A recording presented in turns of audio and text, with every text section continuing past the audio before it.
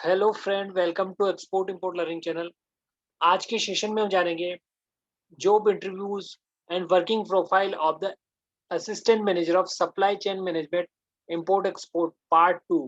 जैसा कि हमने प्रीवियस सेशन में ये कुछ सेशन किए थे जिसमें हमने कई सारी चीज़ें पढ़ी थी, जैसे बिलो पेमेंट फाइल करने के समय एफटी का बेनिफिट कैसे लेते हैं, ठीक है, शिपमेंट को ट्रैक करना, और ये कई सारी चीज़ें हम प्रीवियस सेशन में पढ़ चुके हैं। अब हम इस सेशन में जो पढ़ेंगे वो पार्ट टू हो गया, जिसमें कुछ वर्किंग प्रोफाइल बची हुई थी वो इस सेशन में हम समझेंगे। तो क्या-क्या आपका बचा हुआ है इस सेशन में वो देखते हैं। जो कि जो वर्किंग प्रोफाइल है ये थी आपकी assistant manager of the supply chain management import export, ठीक है। तो पार्ट 1 पढ़ चुके हैं, पार्ट 2 हम स्टार्ट करते हैं। तो पार्ट 2 का जो फर्स्ट पॉइंट है, manage all aspect of vendor relationship within the region including the space in vessel. Okay, so यहाँ पे देखने की बात है कि जो हमारे वेंडर्स हैं उनसे हमें रिलेशन बनाए रखने हैं, सो दैट कि हमें कभी भी उनकी ज़रूरत पड़ सकती है, कभी इमरजेंसी में हमारे गुड्स ट्रांसपोर्ट करने हो या कुछ करना हो, तो उसके लिए हमें उनसे गुड रिलेशनशिप बनानी है। साथ ही यहाँ पे लिखा है space in vessel, including space in vessel, ठीक है। जैसे इमरजेंसी में हमें गुड्स एक्सपोर्ट करने हैं, तो हमारी इतना रिलेशनशिप शिपिंग लाइन से होना चाहिए कि वो हमारा कंटेनर है वो जो कट ऑफ टाइम निकल जाता है, इसके बाद भी हमारे कंटेनर को शिप के स्पेस में कहीं मैनेज कर ले, सो दैट कि हमारा डिस्पैच जल्दी हो पाए। दूसरा है on time pickup and delivery, ठीक है। तो गुड्स जो रिलेशनशिप हमारा सीएचए फ्रेट फॉरवर्डर से इस प्रकार की होनी चाहिए कि हम जैसे ही हमारे गुड्स की इंफॉर्मेशन दें, वो उन गुड्स को टाइमली डिस्पैच करने के लिए हमें फैक्ट्री में कंटेनर भेजे और गुड्स को पिकअप करे और उनकी डिलीवरी टाइम पे करवाएँ, ठीक है। और आपका रिस्पॉन्सिवनेस एंड एक्सपेंस, ठीक है, रिस्पॉन्स देने वाला हो इमीडिएट, और इसके अलावा एक्सपेंसेस मतलब कि जो उनका एक्सपेंसेस हो वो बेस्ट हो, ठीक है। इसके अलावा अगर बात करें, create a continuous improvement environments that delivery quality outcomes, ठीक है। तो यहाँ पे हमें करना है क्रिएट एक कंटिन्यूअस इंप्रूवमेंट एनवायरनमेंट, ऐसा एनवायरनमेंट हमें बनवाना है अच्छा सा, सो दैट कि जो गुड्स जो डिलीवरी क्वालिटी है वो उसका गुड आउटकम आए। जैसे फॉर एग्जांपल हम अपने कस्टमर को प्रॉपर्ली एक टाइमलाइन के अकॉर्डिंग डिलीवर करें गुड्स को, सो दैट कि वहाँ से अच्छा रिस्पॉन्स आए। ऐसा नहीं कि जो हमारा जो बायर है वो हमें ऑर्डर अभी दे रहा है और हम इसको 1 महीने बाद डिस्पैच करेंगे, ऐसा नहीं। हमें डिलीवरी डिलीवर क्वालिटी को इम्प्रूव करना है, सो दैट कि हमारे कस्टमर सैटिस्फाई हो और हमें ऑर्डर मिलते रहे टाइमली, नहीं तो फिर वो किसी और से वो खरीदने लग जाएगा। ये समझने की बात ये है कि यहाँ पे कॉम्पिटिशन की इसमें हमें सर्विस बेस्ट प्रोवाइड करनी है, ठीक है। नॉलेज एंड स्किल एबिलिटी, ये आपके होनी चाहिए, नॉलेज होनी चाहिए और स्किल एंड एबिलिटी होनी चाहिए इम्पोर्ट एक्सपोर्ट की। Through knowledge and skill set in overall supply chain activities, specialisation in operational management would get perform. So आपके नॉलेज आपका इसमें बहुत इंपॉर्टेंट है। जितने भी इसमें ऑपरेशनल मैनेजमेंट वर्क होगा, उसमें आपको स्किल की ज़रूरत होगी। अगर आपको यहाँ पे स्किल की थोड़ी भी लैक ऑफ स्किल है, तो यहाँ पे कंपनी को लॉस हो सकता है और प्रॉब्लम आ सकती है। सो दैट पूरा नॉलेज होना चाहिए, ओवरऑल नॉलेज, ठीक है। Present project to senior and management, ठीक है। तो इसमें सिंपल सा है कि जैसे जो भी प्रोजेक्ट है हमारा शिपमेंट का, एक्सपोर्ट इम्पोर्ट, जो भी टाइमली डिलीवरी, ठीक है, डिस्पैच कब हुए, पोर्ट ऑफ लोडिंग पे कब पहुँचे, ट्रैक शिपमेंट अभी कहाँ है, ये सारा प्रेजेंटेशन आप बना के हमें अपने सीनियर को प्रेजेंट करना है। जैसा कि मैं आपको स्लाइड से बता रहा हूँ, ऐसे आपको स्लाइड पे समझाना है अपने सीनियर को, सो दैट कि वो आपसे सैटिस्फाई हो, ठीक है।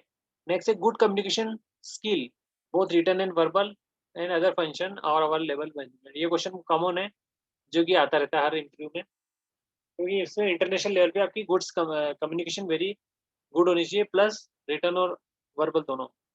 Excellence judgement and decision making, conflict resolution, leadership and motivational skill, ठीक है। तो यहाँ पे सबसे excellent judgement and decision making, ये बहुत इंपॉर्टेंट पॉइंट है।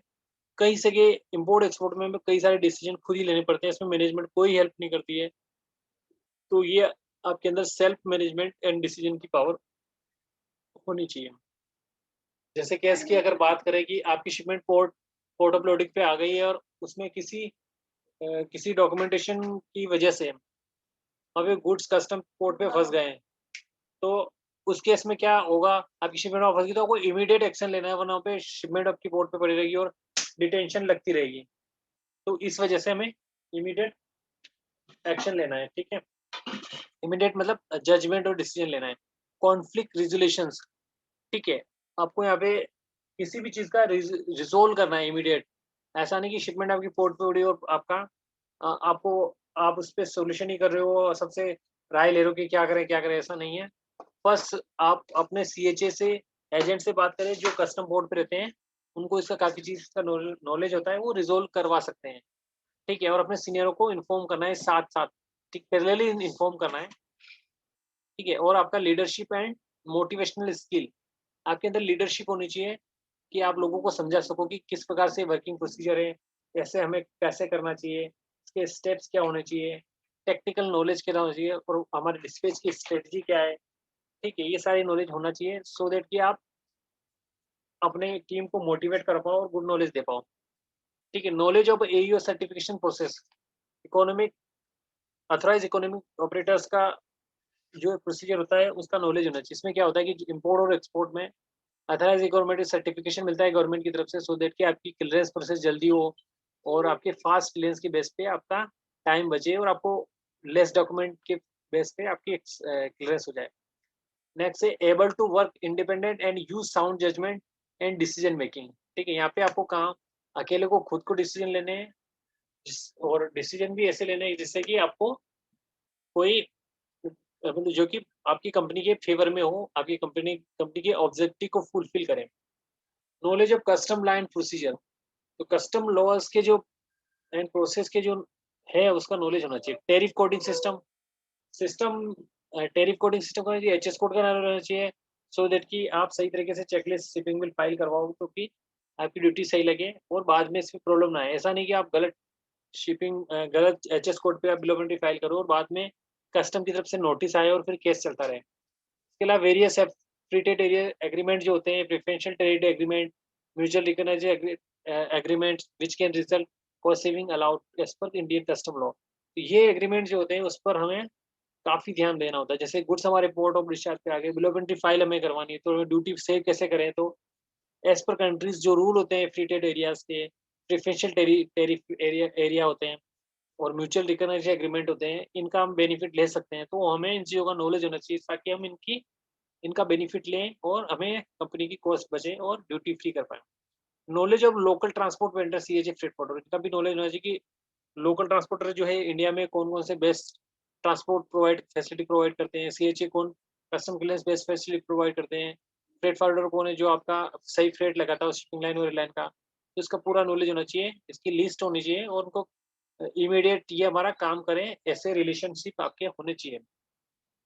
Hands on SAP requirement of MM, तो एसएपी पे भी आपका नॉलेज होना चाहिए, ठीक है? एसएपी में बिलिंग विलिंग का रहता है। इसके अलावा एलिजिबिलिटी जो है वो नॉर्मल आपकी डिप्लोमा विद ये आपके सब्जेक्ट से हटके है, ये आपकी अदर रिक्वायरमेंट है, इनका भी आपको नॉलेज ये सारी कंडीशन भी फुलफिल होगी तभी आप इसका बेनिफिट ले पाएँगे, इस अपॉर्च्युनिटी पे को ग्रैब कर पाएँगे।